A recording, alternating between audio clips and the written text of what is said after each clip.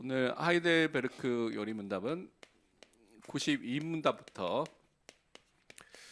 95문답까지를 보도록 하겠습니다. 오늘 92문답에 보면 이렇게 말하고 있습니다. 하나님께서 우리에게 주신, 그렇다면 율법이 도대체 무엇입니까? 라고 말하고 있습니다. 율법이 좋은 겁니까? 나쁜 겁니까? 여러 가지 생각이 있겠죠. 율법은 하나님의 말씀이기 때문에 우리에게 너무나 필요한 말씀입니다. 그래서 왜 그런지를 또 계속해서 또 설명할 텐데요. 그 답을 보면 이렇게 되어 있습니다. 어떻게 되어 있냐면, 하나님께서 이 모든 말씀으로 말씀하셨는데 처음에 나온 것이 나는 너를 애굽 땅 종되었던 집에서 인도해낸 내 하나님 여호와니라. 이 의미가 뭡니까?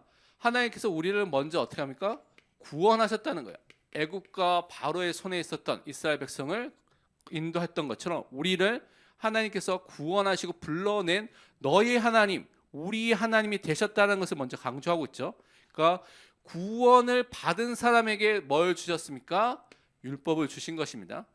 그러니까 율법을 받기 위해서 받은 다음에 구원을 받은 것이 아니라 구원을 받은 사람에게 어떻게 살아야 될지, 하나님의 뜻이 무엇인지를 알도록 율법을 주셨죠. 근데 이 율법은 여러 종류가 있는데 오늘 말하는 것은 그 율법 중에 도덕법이고, 그 도덕법 중에 가장 중요한 십계명을 오늘 말하고 있습니다. 그래서 앞으로 이제 십계명에 대한 내용을 하이델베르크 문답에서 이제 계속 다루게 됩니다.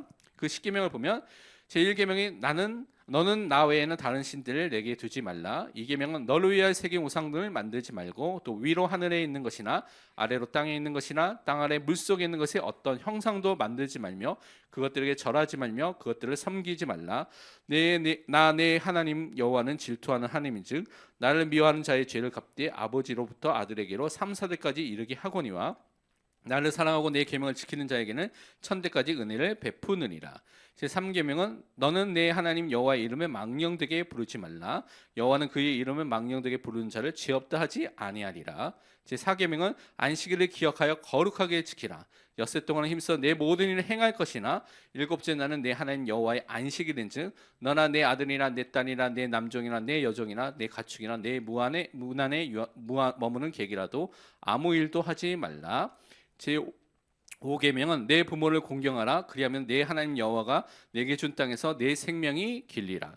제6계명은 살인하지 말라. 제7계명은 간음하지 말라. 제8계명은 도둑질하지 말라. 제9계명은 내 이웃에 대하여 거짓 증거하지 말라. 제10계명은 내 이웃의 집을 탐내지 말라. 내 이웃의 아내나 그의 남종이나 그의 여종이나 그의 소나 그의 낙이나 무릇 내 이웃의 소유를 탐내지 말라. 십계명의 내용은 우리가 너무나 잘 알고 있는데, 이제 그것이 어떤 내용이 있는지는 이제 앞으로 계속 하이델베르크에서 하나 한 계명씩 보게 될 겁니다. 그것이 요구하는 것이 있고 우리가 명령하는 것이 있고, 반대로 그래서 우리가 하지 말아야 될 것도 포함돼서 우리에게 말하는 것도 있기 때문에 그것을 살펴보도록 하겠습니다. 그러면서 93문에서 물어보기를, 그러면 십계명을 어떻게 이것을 그냥 분석하고 나누어 줄 수가 있느냐라고 했을 때 답을 보니까 이것은 두 개의 부분으로 나눠질 수 있다라고 말하는 것이죠. 첫 번째 부분을 보면 하나님에 대해서 말하는 거죠. 그래서 우리가 하나님에 대해서 하나님께 어떻게 살아야 되고 그분은 어떻게 대해야 되니까 우리 태도와 관련된 거고요. 두 번째는 우리 옆에 있는 이웃들, 사람들에 대해서 우리가 어떻게 의무를 지키고 행해야 될지에 대해서 말하는 것이죠. 그래서 십계명이 1계명부터 4계명까지가 하나님에 대한 것들, 5계명부터 마지막 10계명까지가 또 사람에 대한 것이죠. 그래서 말씀을 통해서 이것을 요약한 것을 보면 잘 아는 마태복음 22장 37절에서 40절에 이렇게 말씀하고 있습니다. 예수께서 이르시되 내 마음을 다하고 목숨을 다하고 뜻을 다하여 주 너희 하나님을 사랑하라 하셨으니 이것이 크고 첫째 되는 계명이요 둘째도 그와 같으니 내 이웃을 내 자신과 같이 사랑하라 하셨으니 이 두 계명이 온 율법과 선지자의 강령이니라. 하나님의 말씀을 딱, 율법에 대한 부분을 딱 요약해서 말하면 하나님을 사랑하고 이웃을 사랑하는, 그 안에 있으면 모든 율법의 내용들을 다 지킬 수 있는 은혜가 임하게 되는 것이죠. 근데 우리 힘으로는 지킬 수가 없기 때문에 하나님의 은혜, 그리스도의 사랑, 하나님의 사랑 속에 있어야지만 율법을 완성하신 그리스도 안에서 이것을 행할 수 있는, 또 지킬 수 있는 은혜가 임하게 되는 것입니다. 그러면 제 94문에서 그렇다면 제1계명에서 요구하는 것, 우리에게 명령에서 지켜야 하는 것이 무엇입니까? 라고 물어보고 있습니다. 그 답을 보면 다음과 같이 좀 자세하게 써져 있죠. 그냥 우리에게 보기에는 너는 나 외에는 다른 신들을 두지 말라. 그냥 다른 우상들 신들 두지 않으면 된다라고 생각하는데 좀 더 구체적으로 설명하고 있죠. 그 답을 보면 나 자신의 구원을 위하여 모든 우상 숭배, 마술, 점치는 일, 미신, 성인들, 사람들을 섬기는 것, 다른 피조물에게 기도하는 것을 피하고 멀리해야 합니다. 그러니까 하나님 외에 다른 것들을 섬기는 모든 것들, 거기에 관련된 것은 다 하지 말아야 되는 것을 우선 말하고 있죠. 그 다음에 더 나아가서 유일한 참 하나님을 진정으로 인정하고 그분을 알고 이해하고 또 사귀고 교제하고요. 그분만을 신뢰하며 모든 겸손과 인내로 하나님에게만 복종하고 모든 좋은 것들은 오직 하나님에게서만 기대하며 마음을 다해서 하나님을 사랑하고 하나님을 경외하며 하나님께 예배해야 합니다.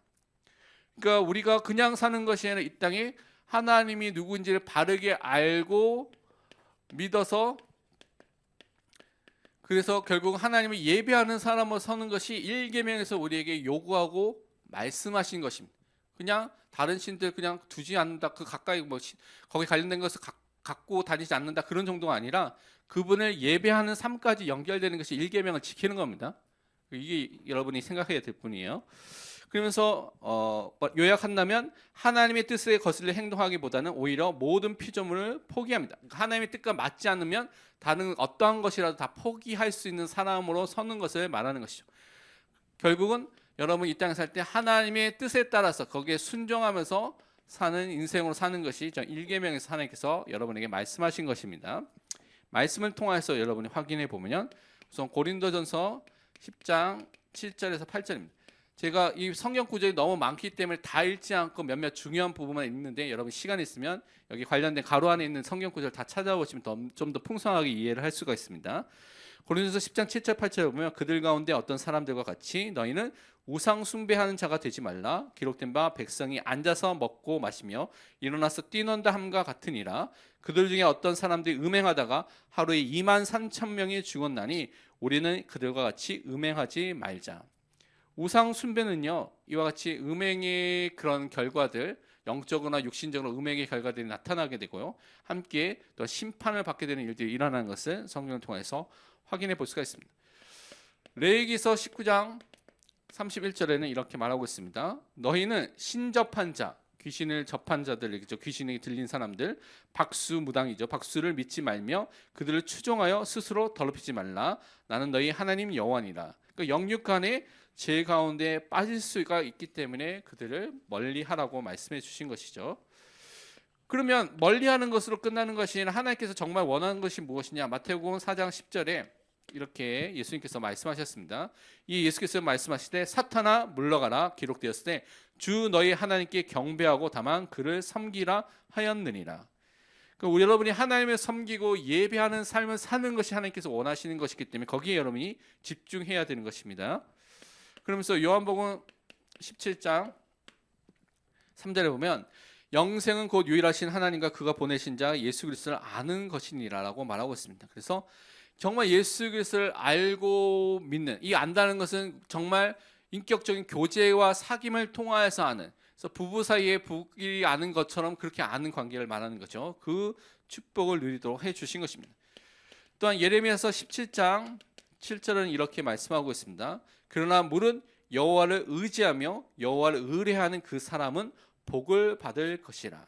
하나님을 바라보는 사람에게 하나님의 복이 임하게 된다는 것을 약속해 주셨죠. 그러면서 베드로전서 5장 5절에서 6절은 우리 자세에 대해서 이렇게 말하고 있습니다. 젊은 자들아 이와 같이 장로들에게 순종하고 다 서로 겸손으로 허리를 동이라. 하나님은 교만한 자를 대적하시되 겸손한 자들에게 은혜를 주시느니라. 그러므로 하나님의 능하신 손 안에서 겸손하라. 때가 되면 너희를 높이시리라. 겸손한 마음을 가지고 하나님께 나아가는 사람으로 우리를 불러주셨습니다.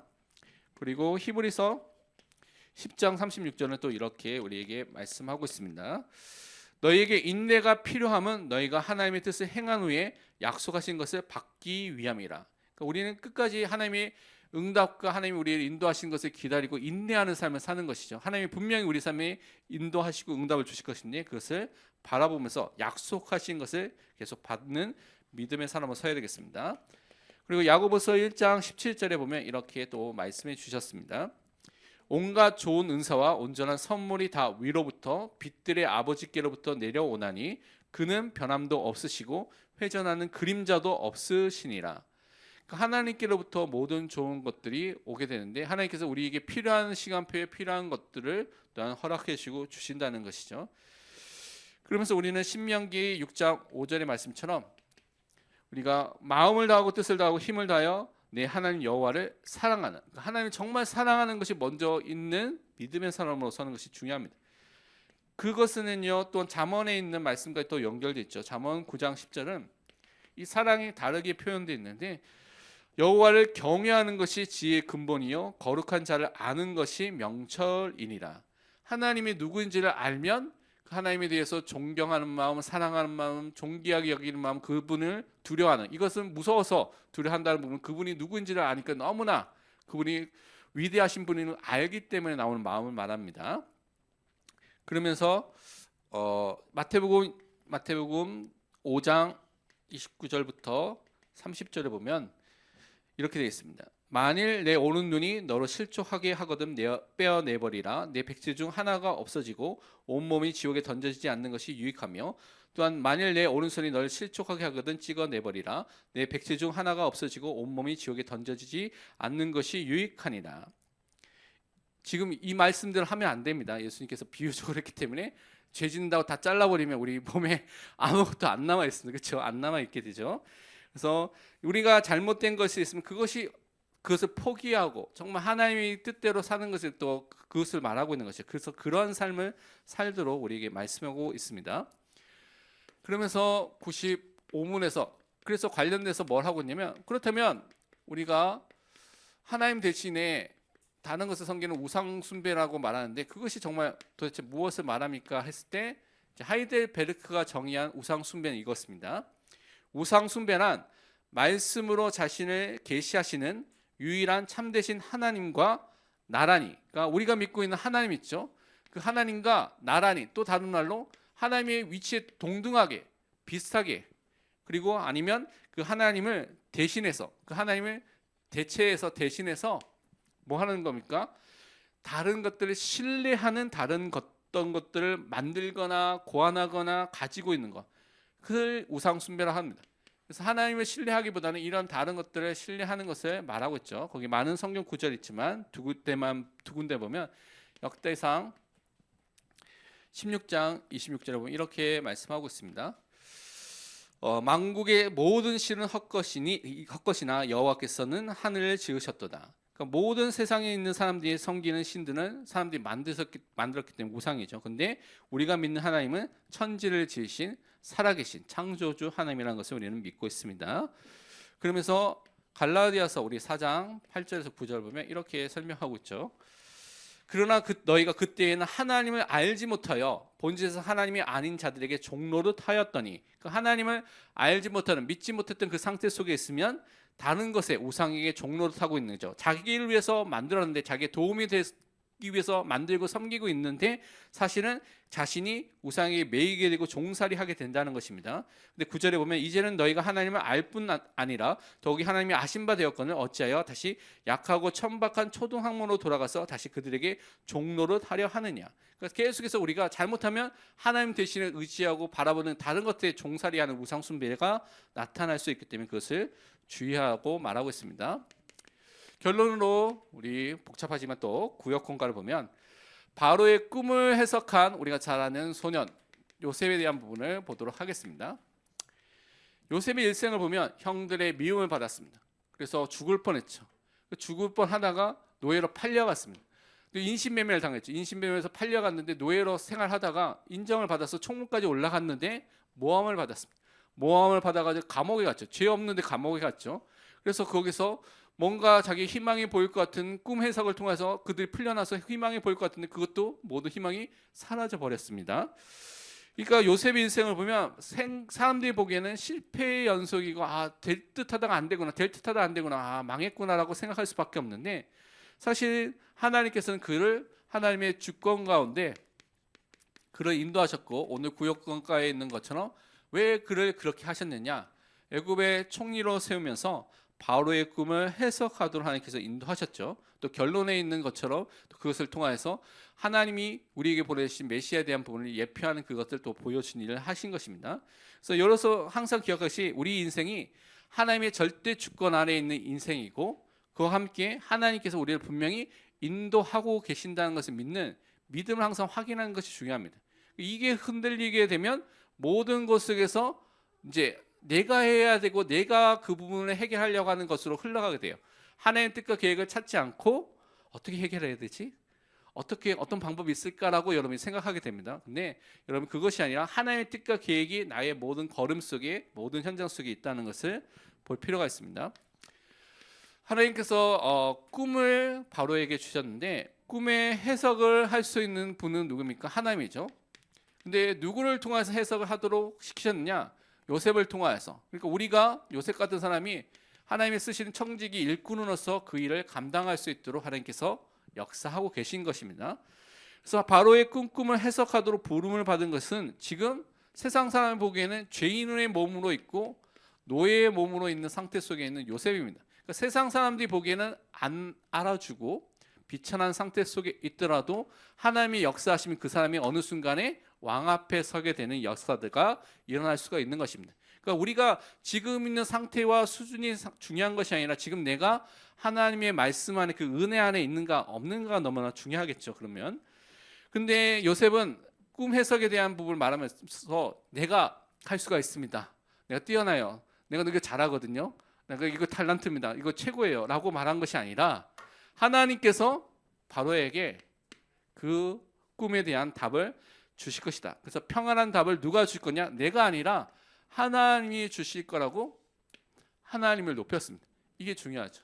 그러니까 우리 인생을 통해 모든 사역을 통하여서 내가 드러나는 것이 아니라 하나님과 그리스도가 드러나는 인생으로 우리가 인도함을 받아야 되겠습니다. 그래서 하나님이 주신 꿈은 하나님께서 해석하신다는 것을 이 요셉이 알고 있고 믿었던 것이죠. 그래서 요셉의 노력과 방법으로는 이 바로 앞에 갈 수 있는 방법이 아무것도 없습니다. 하나님께서 세워주시고 하나님께서 그 자리에 인도하시고 불러주신 것이죠. 그런데 현장에 가보면 많은 불신자들이 나 꿈 해석을 했어. 나 점을 쳐보니까 이 점대로 됐어라고 하는 경우가 많이 있는데 이 모든 것들은 배우의 악령 또 귀신의 세력, 사단의 세력이 역사하는 것이죠. 근데 그것이 맞는 것처럼 보이지만 사실은 잘못된 길로 인도하는 것입니다. 결국 멸망의 길로 계속해서 그 죄인으로서 벗어날 수 없는 하나님 그리스도의 영광의 복음의 빛이 비춰지지 않도록 미혹하는 일들을 계속 하고 있다는 것을 여러분 볼 필요가 있습니다. 그래서 속지 마시기 바랍니다. 타로점, 오늘의 운세 궁금하죠? 근데 궁금해도 안 볼 필요가 없다는 것입니다. 그래서 항상 믿어야 될 것이 하나님께서 우리의 미래 모든 역사 거기에 주관자가 되시고 주권자가 되셔서 지금도 역사하신다는 것을 믿는 믿음을 고백하시길 바랍니다. 그러면 흔들리지 않게 되어 있습니다. 그래서 하나님께서는 바로에게 두 가지 꿈을 꾸도록 하셨죠. 그래서 그것을 해석하도록 하는데 이 바로의 꿈에는 무엇이 있냐면 하나님의 계획과 하나님의 뜻이 그 꿈에는 담겨 있는 것을 우리가 너무나 잘 알고 있습니다. 우리가 꿈 내용을 보면 건강한 7 암소가 나왔다가 흉악한 7 암소가 나와서 그것을 다 먹어버리고요. 건강한 7 이삭이 나왔다가 파리하고 마른 이삭이 또 그것을 다 삼켜버리는 그런 꿈이 일어나게 된 것이죠.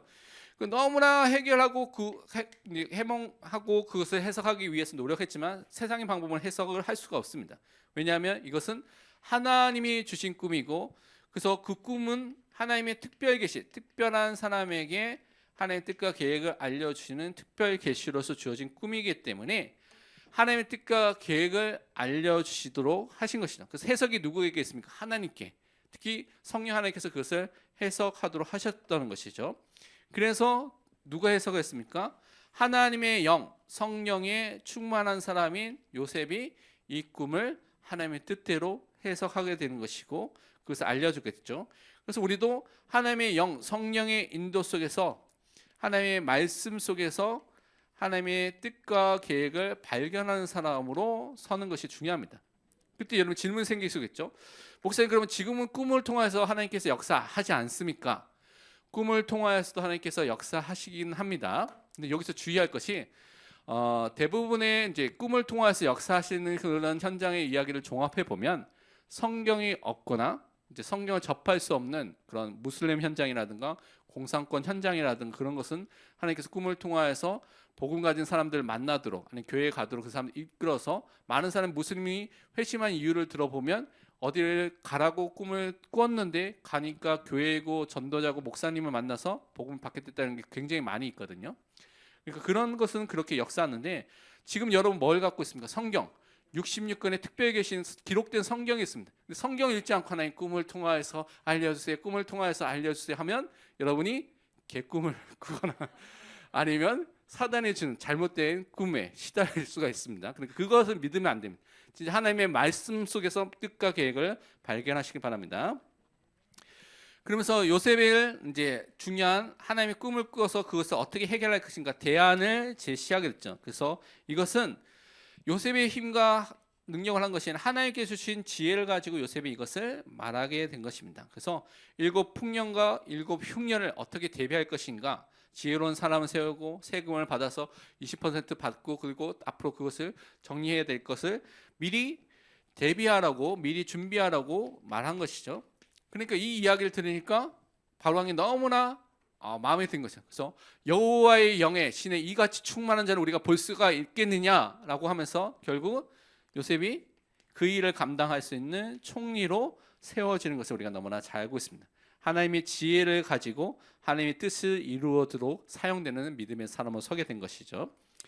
그래서 이것은 너무나 잘 알고 있는 우리가 요셉의 스토리고 그가 인도받은 꿈을 해석하는 이야기입니다.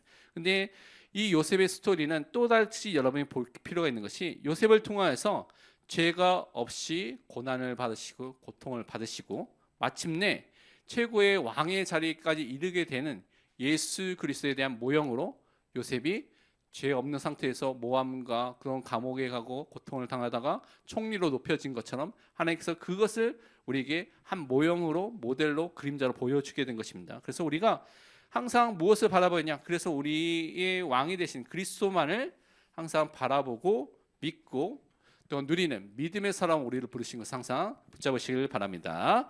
우리 함께 기도하고 또 마치는 기도 제가 하도록 하겠습니다. 우리가 정말 하나님의 형상으로 창조된 것을 믿고요. 하나님께서 우리에게 주신 율법인 10계명을 통하여서 특히 1계명을 통하여서 우상 숭배를 버리고 하나님께 예배하는 사람으로 설 수 있도록 기도하시고 또 요셉과 같은 하나님 뜻과 계획을 이루는 믿음의 사람으로 설 수 있도록 함께 기도하시고 제가 마치는 기도하겠습니다. 기도하겠습니다.